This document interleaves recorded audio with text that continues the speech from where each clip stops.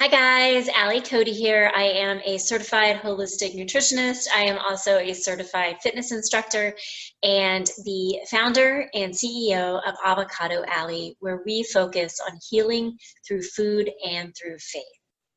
Today, we are going to talk about my life as a wrestling mom. Actually, we're going to talk about these 7 things I've learned as a wrestling mom that will help each of you when you apply them to your life and in reaching your goals. So here I am in my boys' workout room, and I'm going to share a little bit about, like I said, the 7 things I've learned from them. But first, don't forget, subscribe below and ring the bell so you're notified every Friday when a new episode drops in. Let me tell you guys what.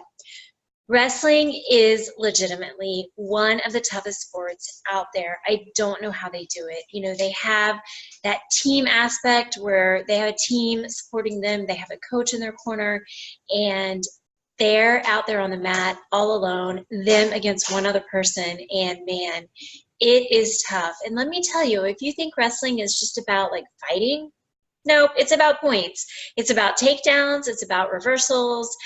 It is about escapes. It's about pins. It's all about points. And what's so cool with wrestling is you can be down by a lot. And then you get your opponent in a bad situation and you pin him shoulders to the floor and you win. It doesn't matter how far you're down. So you really have to have this no matter what mentality, no matter what the score is, you can still win. And about 80% of it is definitely mental. A lot of it is skill, don't get me wrong, but you can have all the skill in the world, and if you're not mentally ready, you're still not going to have success. And what is really interesting is when someone begins wrestling, for the most part, they have to lose over and over and over and over and over and over and over again until they experience any sort of consistent success. And so I'm going to go through these 7 steps that I've learned from being a wrestling mom that will help you reach your goals. And I'm going to have some pictures of my kids too. And of course, the pictures are of them succeeding. But I want you to know that before they got to this success, they had to fail time and time again. And we're going to talk more about that within the 7 steps. All right, so let me share my screen. Here it is. And let me pull this up full for you. Okay, so the 7 things I've learned as a wrestling mom that apply to anyone working to achieve a goal, especially if that goal seems out of reach. You really have to want it. Definitely have to have, let me move this down, definitely have to have your eye on the prize and keep it on the prize. And the prize has to be meaningful, right? So I tell people, you know, if your goal is just to lose 10 pounds, although I'm sure that would be great, you would feel great, is it that meaningful when temptation comes around? Are you going to hold your ground? But if your goal is to reduce your risk of chronic illness, if your goal is to reduce the joint pain or the soft tissue pain that you're already dealing with, or to start reversing a chronic illness that you are already dealing with, then that's huge, right? That's a big goal, and you want to keep your eye on that prize. It needs to be something worth fighting for. Number 2, you must learn to move past failure. I mentioned that before we pulled up the slides. You have to move on after failure because failure is a part of success. You have to learn. Oh, my boys, especially when they lose a match, they are analyzing that videotape. And I know they don't like watching the videotape, but they are analyzing it. Their coaches go through it with them so that they can learn and not make the same mistakes again. And let that failure propel you faster. You know, you think about how awful you feel when you fail. Well, that propels you even closer towards your goal. So it really is part of the process. And to quote Winston Churchill, success is not final, Failure is not fatal. It is the courage to continue that counts, and it is. So let's look at success as if it is the top of the iceberg. So the bottom of the iceberg, you have failure, setbacks. You have people who are just telling you, you can't do it. Don't listen to them. Get someone in your corner. You have your own doubts. It takes a lot of hard work, more failures, more sacrifices, late nights, risk, early mornings, courage, and persistence. And even with all of that, it still requires action. You have to keep moving, and you have to keep moving forward. Number 3, keep your cool. Okay, so I put these pictures up here because this is from a tournament this past weekend. And my youngest, that's my 13-year-old right there, he is actually in 7th grade and wrestling high school varsity because we go to a K through 12 school. And he was beating this kid who was ranked higher than him. Well, the kid got so upset that he threw a punch. Immediate disqualification. It was the last period, the middle of the 3rd period. My kid was beating him 8-3. What did I say about wrestling and life in general? You know, it's not over till it's over. That kid could have still come around and won. You never know.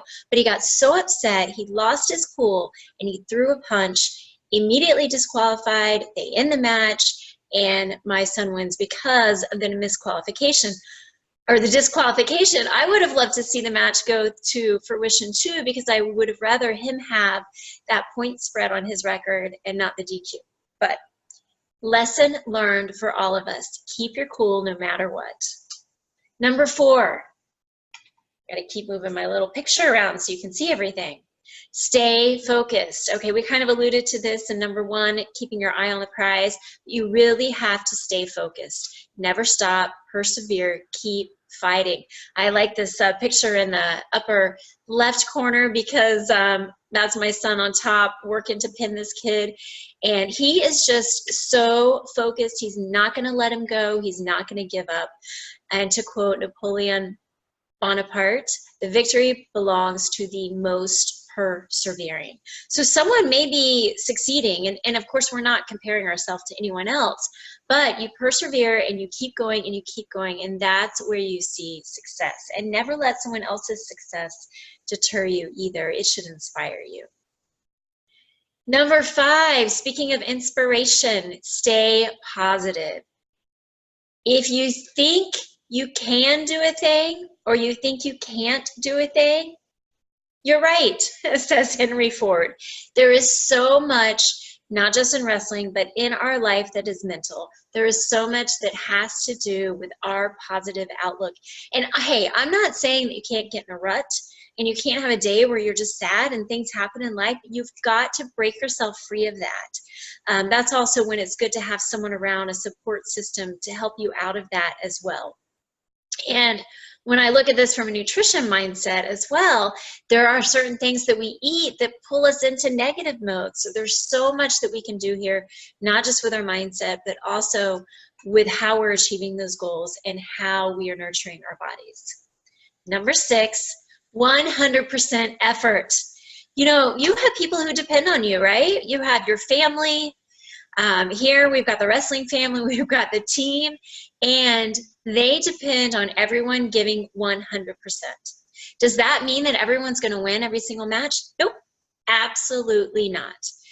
But it means that you realize the sacrifices that you're making, you realize the reason you're making them. You know, when we're talking about family, and most of you are moms and grandmothers out there, you have got to take care of yourself first. You cannot give 100% to your family, to your spouse, to your kids, to your grandkids, if you are not taking care of yourself. So please do that. I just put the picture here with my younger one with his bruised up eye. That was during a different wrestling match. Just saying, no matter what, we give 100%. Even if we feel like we're kind of being beaten up by life, we don't make excuses. We never give up, and we always give 100% because they're worth it, right? And the last thing I've learned from being a wrestling mom is to get support. You know, these kids, my boy's been wrestling a long time. They know a lot. And in some instances, they might know more than some coaches about their particular style, especially if it's someone that's just starting to work with them. But they don't go around thinking they know it all. And even if they somehow did know it all, it doesn't matter. Knowledge minus application equals no transformation. So even if they knew everything, you need someone there, you need someone in your corner watching what is happening, and someone who's not afraid to give you some tough love, call you out on some specific things that you can do differently. Someone who will push you and who will challenge you. And that's what I do for my clients as a nutritionist. And I have clients who usually come to me pretty knowledgeable about nutrition, but we tweak it and push them forward. Because if you're knowledgeable about nutrition and you're still experiencing low energy, you're experiencing joint pain, you're experiencing some sort of a chronic illness, then I assure you there's more that we can do to get you to an optimal level of healing and to really boost your immune system. So don't be afraid to be humbled and let someone help you. All right, let me come back full screen here, and I want to tell you guys a little bit about what to expect next week. Next week, so stay tuned for next Friday. Be sure to subscribe or click that bell so you're notified when this drops in. We are going to talk about the best kept secret that the medical community does not want you to know. Until then, I will see you in my group. If you want that link, then click below. And if you're interested in my program, then that's below in the description as well. Bye, loves. Have a great day.